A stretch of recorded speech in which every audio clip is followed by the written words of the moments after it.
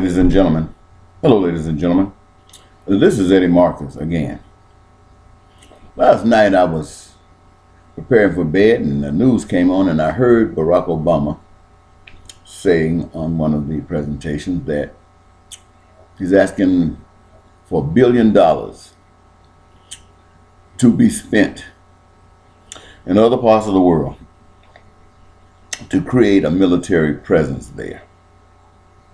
So I guess we really do believe that we are the world's policeman. We need a military presence in other parts of the world, for other people, at other people's houses, at other people's homes. We need the United States there. Something a little strange about that to me, especially when I hear that part of the New World Order plan is to be able to control all of these different places that wars are going on. In fact, we have people telling us that these wars are not just happening, that these wars are being precipitated and brought on by other powers. Doesn't mean that some of the people are not discontented with the status quo. There are people always discontented with what's going on. Some people, and others are not.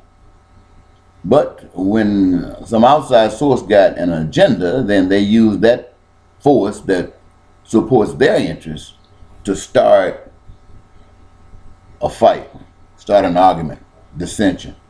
Then you got a war going on. You've already perpetrated that war. Then you send the world's military police in, got them already staged, so they can go in and do your biddings. And what would be your biddings? Your biddings would be to do the things that you are over there to do. Has nothing to do with you caring about those people. You don't give a damn about those people.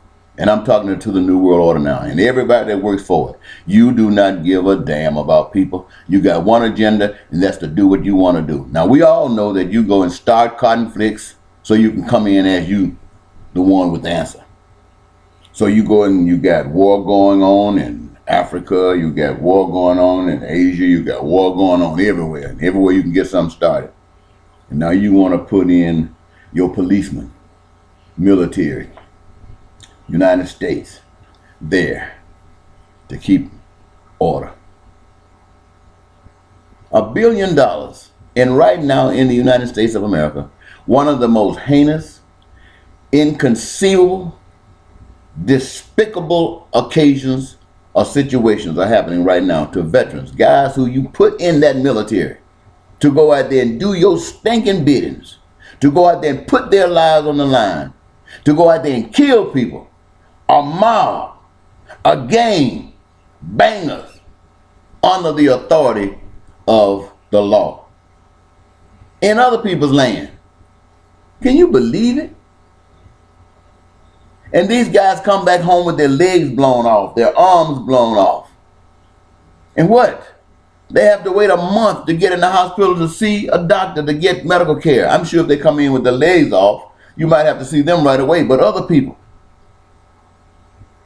have to wait months or so to get medical attention. And not only that, you're asking the American public to walk to raise money, to run to raise money, to sell this, to sell that, to raise money. For what purpose? So that these guys that you have abused and misused can have some medical care. That doesn't make any sense to me. What about that $1 billion you want to use to stack up military forces around other places in the world? How come that money can't be used to get more doctors, to make better facilities for the veterans that are already given their lives and killed and come back maimed from Iran, that came Iraq, that come back maimed from Afghanistan, that's come back maimed from other places where you have been? What's wrong with this?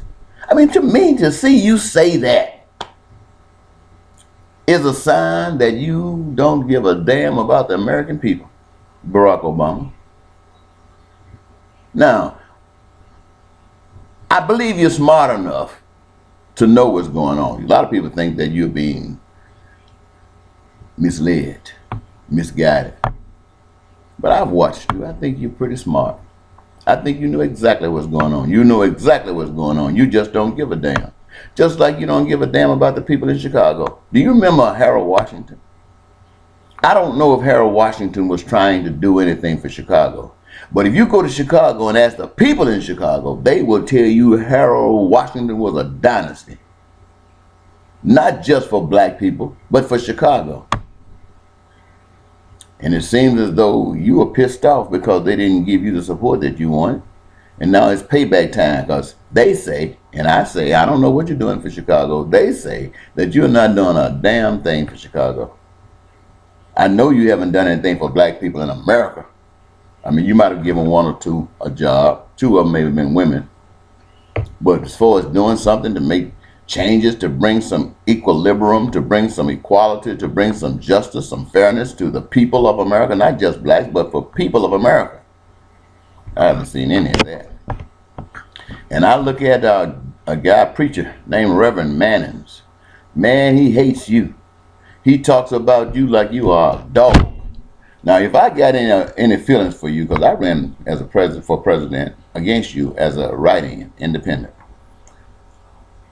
but the way he talks about you makes me want to like you a little bit, because he says he's a reverend, and I have never seen as much hate expressed in an individual as this man of God. And he talks about your wife like a dog. And black people, whoa, he says he isn't black. You heard that expression that goes, believe nothing that you hear and half of what you see. You can hear him talk. He might not be black when you hear him talk, but I guarantee you when you look at him, he's black. And just because he says he's not black, doesn't mean he's not black. And just in case he has forgotten, he might not be black to himself, but every white person in the world, he is a nigger. He personifies exactly what a nigger is. You see, it would only take a nigger to get up and talk about his own kind like that. It would only take a nigger. Now, see, if he was a white person talking against white people, he'd be a nigger. White person talking about. And so, I don't know. But I tell you what, I respected Michelle, and I always have. I'm not saying she's a perfect woman. They trying to say she's not a woman, but as far as I'm concerned, she's a woman. And your children. Oh, I know they didn't think they'd have to go through this kind of stuff, but as the Bush's daughters learn, and the Clinton's daughters, and everybody else who got children in the White House, the public has no mercy. So I guess that's why you don't care. You just get your agenda and go forward. Now, when I think about that, it's hard for me to understand why an agenda for peace and prosperity and joy for every American has been so cursed. You talk about homes, food, clothing, shelter, education, unlimited, healthcare, unlimited, unrestricted for every American citizen, and it's a taboo. I am the only person that I hear talk about that. I put it on the internet, and people think, I don't know what they think. In the past years, I used to read their comments, and they were so negative. I heard people want to kill me because I talked about peace for everybody. So I don't read that stuff anymore. I just tell you what is in my heart to be true. I tell you the things that if I were able to do for you, I would do for you. And I don't care. I don't care who you are, you would not be able to stop me. If I was able to feed everybody in this country, if I was able to make sure that everybody had a career of their own choosing, if I was able to guarantee that they had houses, that they had clothing, that they had food, they had education and healthcare, that they had freedom to visit and travel and see the world through family reunions, class reunions, and vacations, if I had that power, I'd do it. Even though they're sinners, I still do it. That's what I would do. Now, I'm not trying to outdo God, because God knows what God is doing. Sometimes we don't. Maybe I should say I don't. All I know is that if I had the power, this is what I would do. But I know this is not what you want. And deep inside, you feel that you want this. Deep inside, you say that you want this. But when it comes to putting up one step toward that, always find that I am alone. But that's okay. I do know this. The seed that you plant brings forward the fruit that you get. Make sure that your fruit is not bitter, but good and sweet. Until next time, this is Eddie Marker saying, what you going to do about those military? What are you going to do about that $1 billion going someplace else? Why don't you guarantee that that money is spent on those guys who need it right here? And bring your tails out there walking and running. Do you know you go out there and walk and run and try to make money? It doesn't serve any purpose. It's just to make people think that you're interested. Make people think that you care. And make the powers that be think that you're one with them, because it doesn't mean a darn thing. All right. Bye-bye.